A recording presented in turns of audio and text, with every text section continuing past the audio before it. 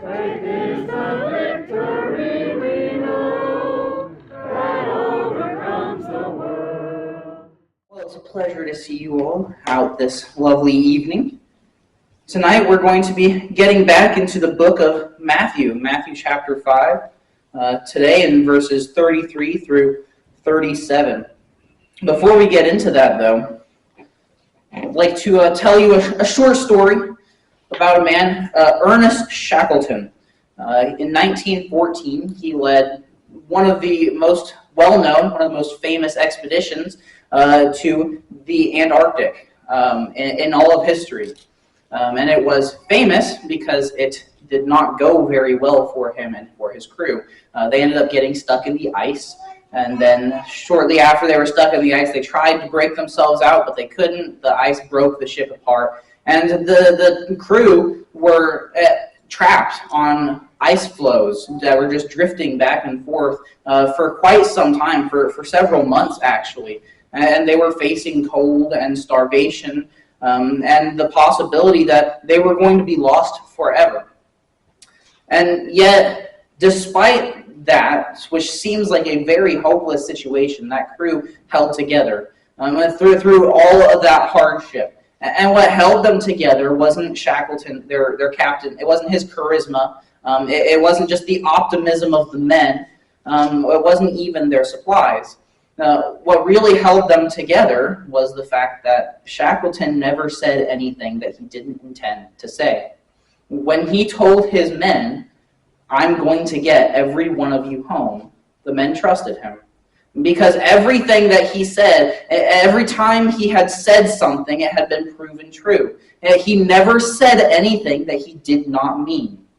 And over the hundreds of times that he had proven himself in the small things, when it came to this massive thing where they're trapped here in the Antarctic, they trusted him. And he kept that promise. Against impossible odds, not one member of that crew was lost. They were all rescued, and they were all able to make it home. But his leadership, the thing that kept his crew together in that time of hardship, it was trust. And that trust was built on the integrity of his speech. When a man says yes, and he always means yes, then people grow to rely on that, even in the hardest of storms.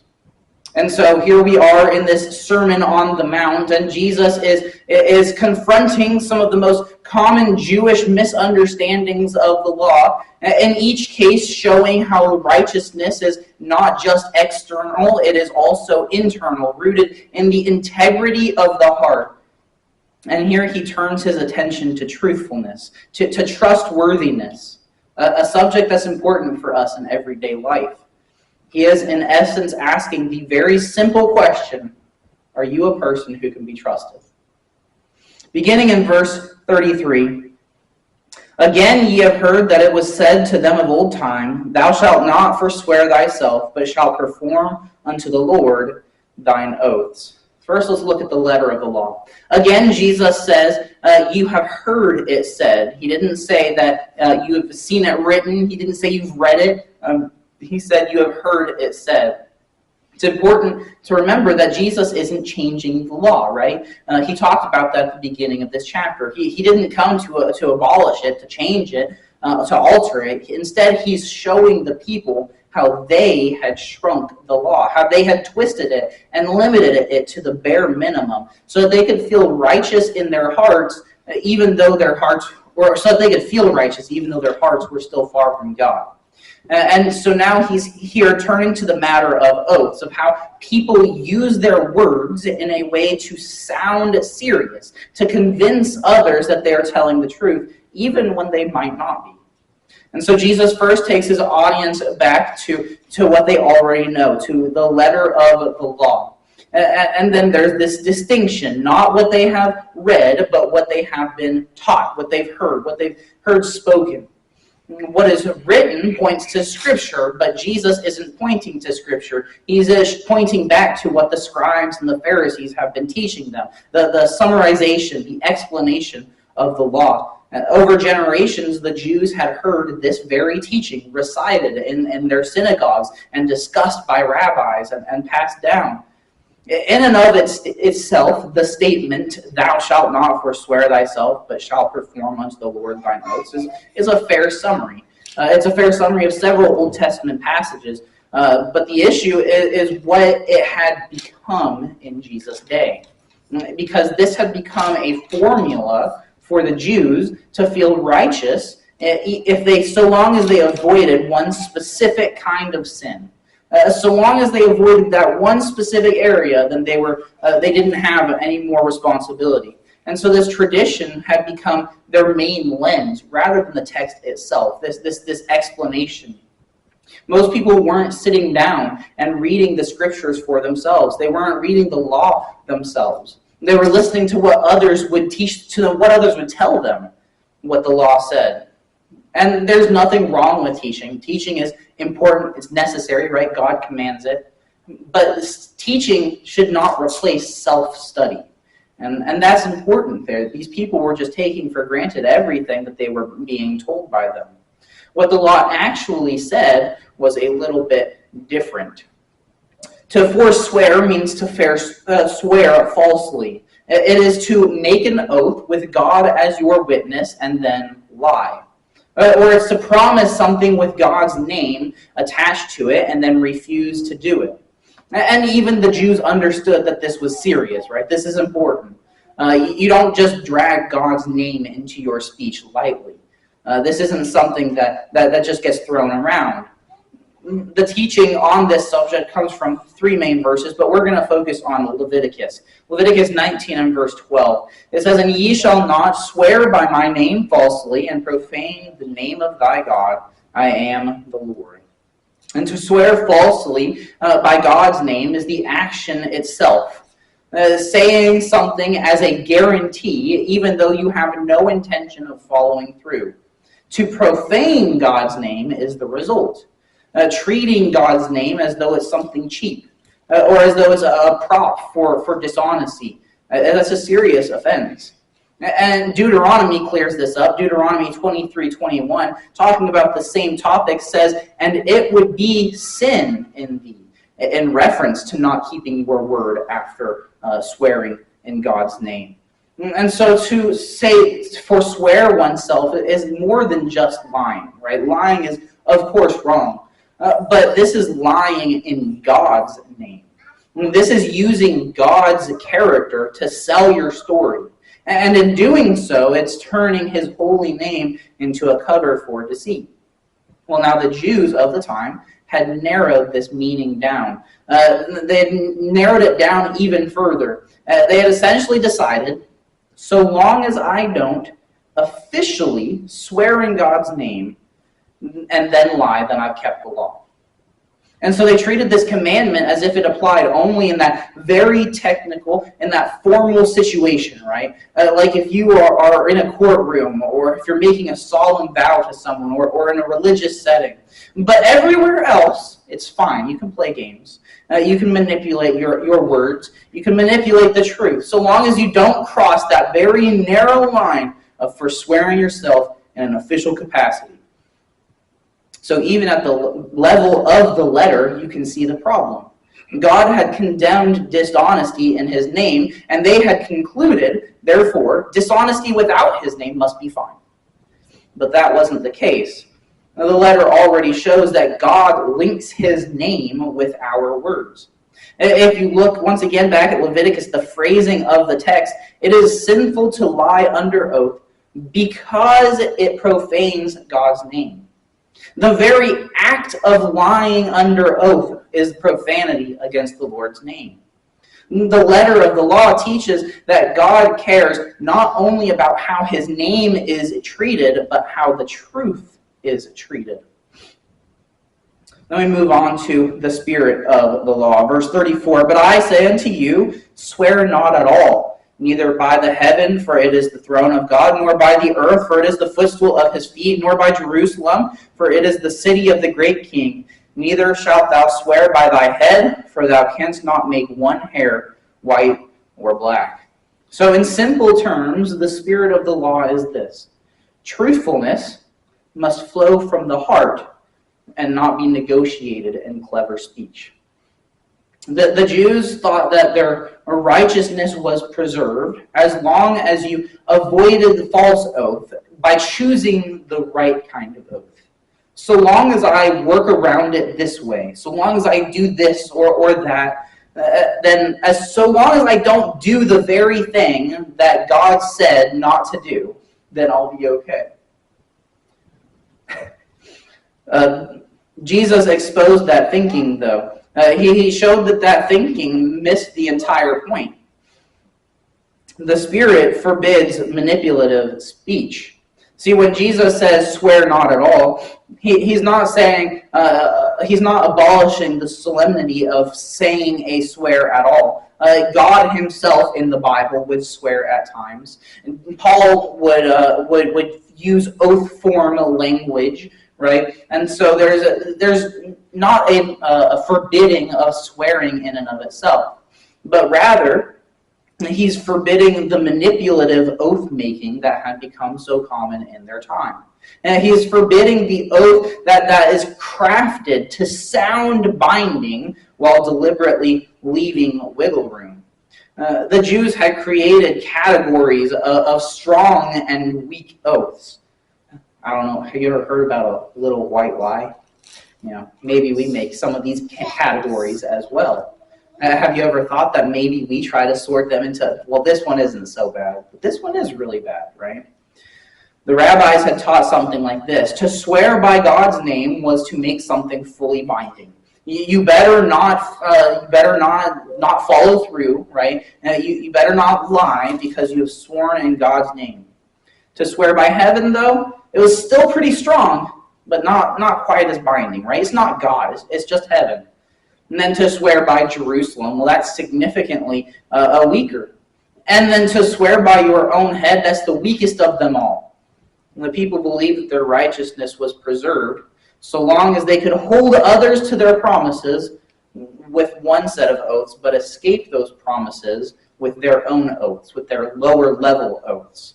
And so it was a sophisticated way of hiding their deceit inside religious languages. They didn't use their oaths to confirm the truth. They used their oaths in order to protect their dishonesty. Jesus, he unmasks this system, though. He shows them this isn't the case. This doesn't fly. He sweeps away all of their categories. He's like, we're not going to play that game, right? You don't get to make categories. This one's bad, and this one's okay, and this one's not quite as bad as this one. No, just don't swear at all. He took away the scaffolding that was designed to make their dishonesty appear righteous. And once again, he's not saying never make a solemn vow, but he's saying stop using oaths as tools of manipulation. The spirit of the law is violated wherever we use our words to deceive. When we tell half-truths, sometimes, you can tell someone some of the truth, knowing that they're going to leave that conversation with the wrong idea. And sometimes that's just easier than telling them the whole truth, right? But telling them those half-truths, knowing full well they won't understand, is still deception. It's still wrong. Convincing people of a sincerity that we don't possess, or giving people a false sense of commitment that we don't intend to keep, it's still wrong. God wants honest hearts, not just complicated speech. Then something else is that the spirit of the law reveals God's presence in all things. So after giving this blanket statement of swear not at all, Jesus then goes on to dismantle all of their safe oaths, right? All of the ones that they thought, well, if I swear this one, I can kind of get away with not following through. Each example exposes the same fatal flaw in their logic, though. They believed that if they avoided using God's actual name, then God wasn't involved. But Christ is showing them that their supposedly God-free view of things was actually filled with God's presence. Heaven is not a neutral object. It is the throne of God. The Jews thought that swearing by heaven was safer because God wasn't mentioned, but heaven is where God is. It's where God reigns. To invoke heaven is to invoke God's majesty. It is to His majesty. There's no such thing as a godless heaven. And so they believed that they were creating a distance between themselves and God. They thought that they were putting up this curtain so He couldn't see their little white lies. But in reality, that distance was still very near. They were still close to one another. Well, the earth is not just a secular object, right? The earth was God's footstool. So again, they believed that by swearing against or over the earth, they were allowing their honesty to be degraded, because the earth isn't nearly as important as heaven or God, right? But God's presence fills the whole world. God's authority is what the entirety of creation is resting upon. Nothing else lies outside of God's domain. God's domain covers all things. And so to swear by the earth, something that they thought was relatively safe, is actually swearing by something that belongs entirely to God. There is no neutral ground where God is absent. Then Jerusalem. Well, they thought Jerusalem, that must be safe. It's just a city. But it's the city of the great king. Notice the singular there, right? The great king. Jerusalem is God's city. The Jews believe that, well, this one's far lesser. God is completely uninvolved, but God is always there. And Jerusalem is the place where God's name dwells. It's not an escape for their speech. And the spirit of the law teaches that all speech is spoken before God. If heaven is God's throne, and the earth is His footstool, and Jerusalem is His city, then there is no place in the universe where you can speak outside of God's hearing. And that's the heart of the matter. You cannot carve out a private pocket of dishonesty, choosing clever wording, because we live in a world where God's presence is everywhere. To lie carefully is still to lie openly before Him. The spirit of the law also strips away human control and self-deception. It says, "Neither shalt thou swear by thy head, for thou canst not make one hair white or black." And I think that really gets down to the root of the problem. The real problem was pride. It was human pride. The Jews believed that by swearing by their own head, it was the safest of all oaths, because it was personal, because it didn't mention God, because this is mine. They thought, surely my head is something that I have total control over. But that wasn't the case. Swearing by your own head assumes you control your own life, but you can't even make one hair on your head turn white or black. Your kids might be able to, but that's another story entirely. You cannot change the color of your hair. Now, in our society, you can dye it, right? But when that hair continues to grow, it's going to continue growing the same color it always was. You can't change the length of your days. You can eat healthy and exercise, but you're still going to die when you are going to die, right? There are so many aspects of our life where we assume that we have control over it, where we assume that we control that totally, and yet we don't really. It's just a little bit of control before we run into that brick wall, right? There's always that inevitable end that we cannot pass. The very thing that the Jews were swearing by their own life, was something that wasn't even fully theirs. They didn't own themselves. They didn't govern themselves or sustain themselves. And so Jesus asked, how can you swear by something that you can't control? The spirit of the law undoes this illusion of human sovereignty. Jesus is saying, heaven isn't yours, earth isn't yours, Jerusalem isn't yours, your own head isn't yours. The Jews believed certain oaths reduced their moral accountability, but Jesus showed the exact opposite. Every single oath that they were uttering exposed their dependence on God. Every word shows that we are under God. Every promise declares God's ownership of us. There is no realm in which we speak our own truth and our own authority. Our promises are not private. They are spiritual obligations. The spirit of the law shows the real issue, though. The real issue here, the real problem, was that the heart wanted to deceive. The Jews had developed their system because they wanted to appear righteous without actually having to be righteous. They wanted speech that sounded good, but that wasn't in meaning. They wanted their loophole-based morality. But that wouldn't work because God is everywhere. Our living, our lives are not our own, and our words are always within God's earshot. There is no secret corner where we can whisper a lie that He isn't going to hear. There is no safe and special formula where He cannot deduce that we are lying. God knows. We are not in control. But then we move on to the fulfillment of the law. Then Jesus says in verse 37, "But let your speech be yea, yea, nay, nay. And whatsoever is more than these is of the evil one." So He's exposed the letter of the law and the spirit of the law. And then He brings His teaching to this climax, to the life-directing command. Just when you say yes, let it be yes. And when you say no, let it be no. And that is where the law is fulfilled.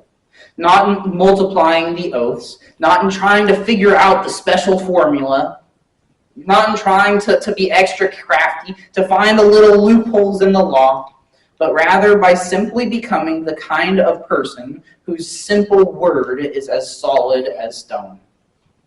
The fulfillment in the law isn't just a different kind of speaking. It's not just a different form. It's a different kind of heart. It's a different kind of character and of life. We see that fulfillment in the simplicity of it. Jesus calls for all of the pretense to be stripped from their words, all of the performance, right? The Jews were pretty big on performance. The Jews believed they just needed to be more impressive, and then we'll get whatever we want. But Jesus said, stop trying to be impressive and just be real. He removes their entire system. Just a plain yes means yes, and just a plain no means no.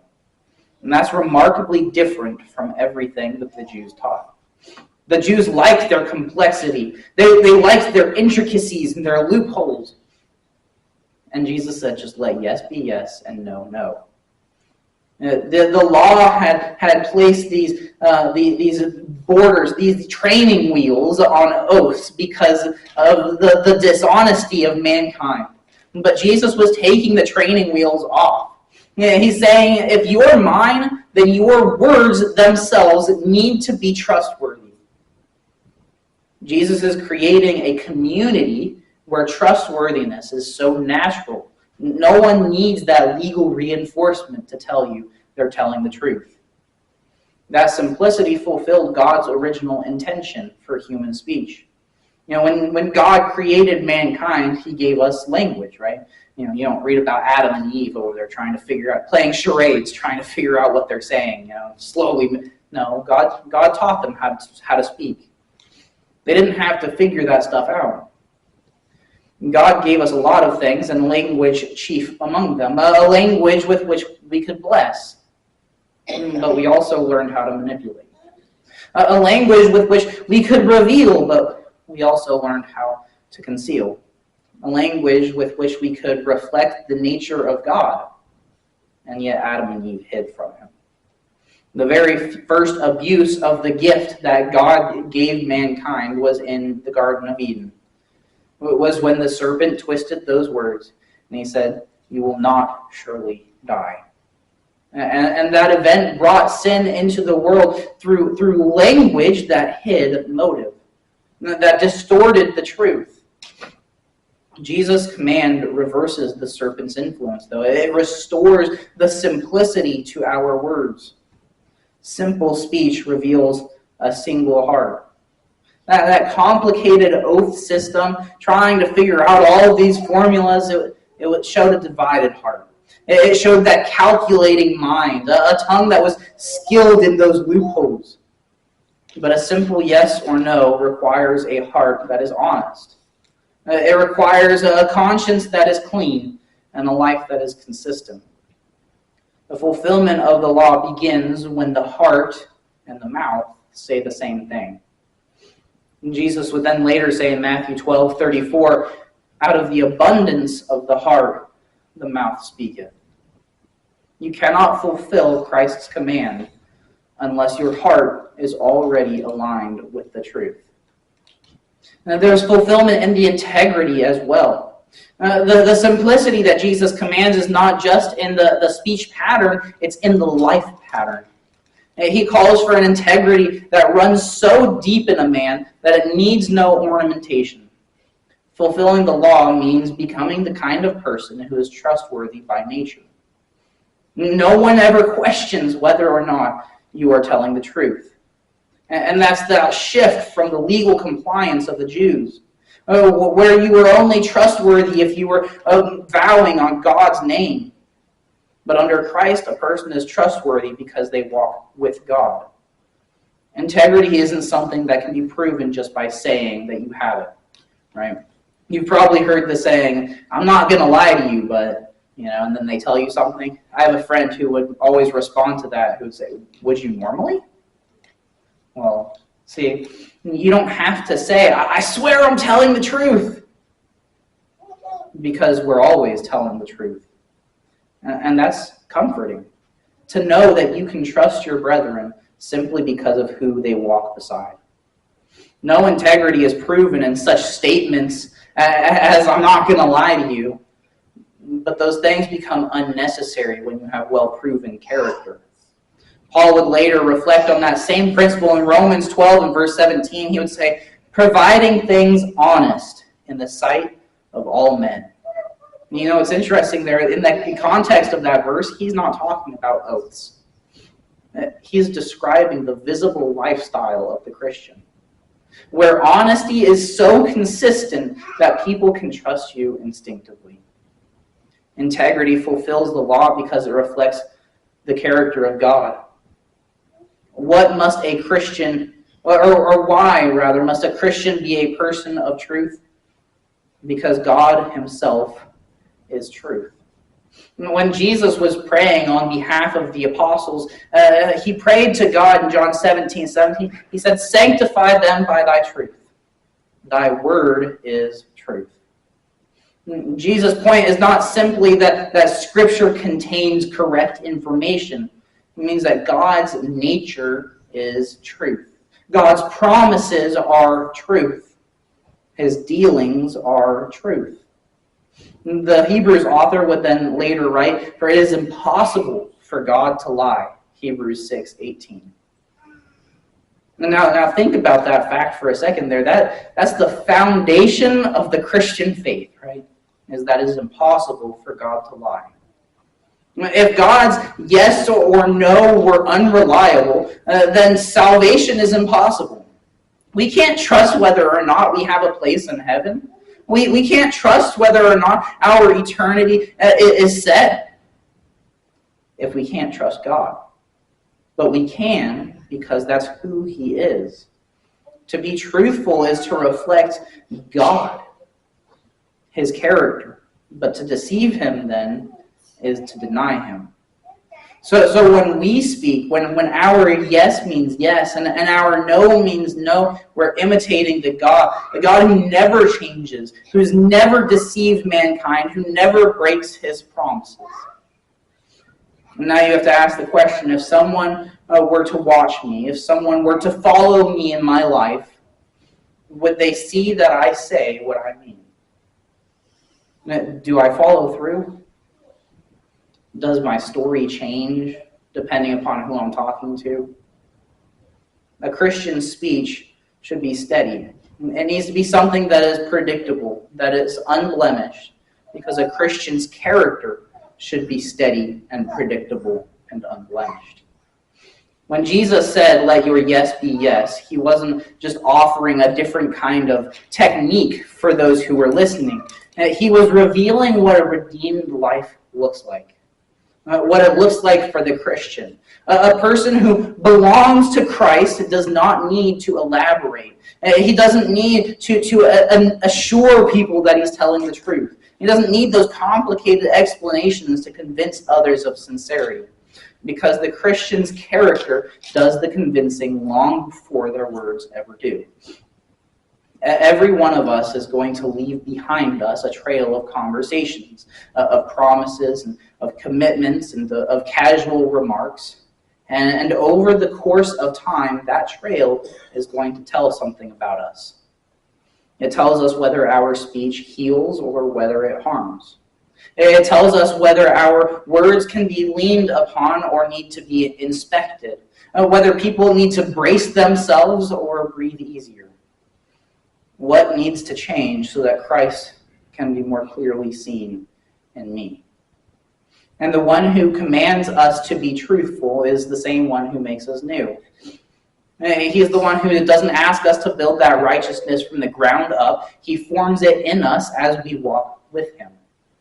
And the closer we walk, the more natural that honesty becomes, until our words begin to sound more and more like his steady, faithful, and unmistakably true words. And so as we go from here this evening, we need to remember that a Christian's integrity isn't proven in those grand moments.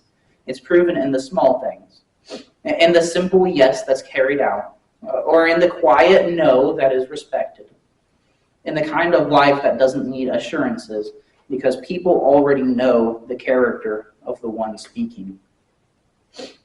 If we were in a storm, in a time of trial, if we were surrounded by people who were lost and drifting and needed something to hold on to, and we said, "Don't worry, I'm going to get you home," would they trust you?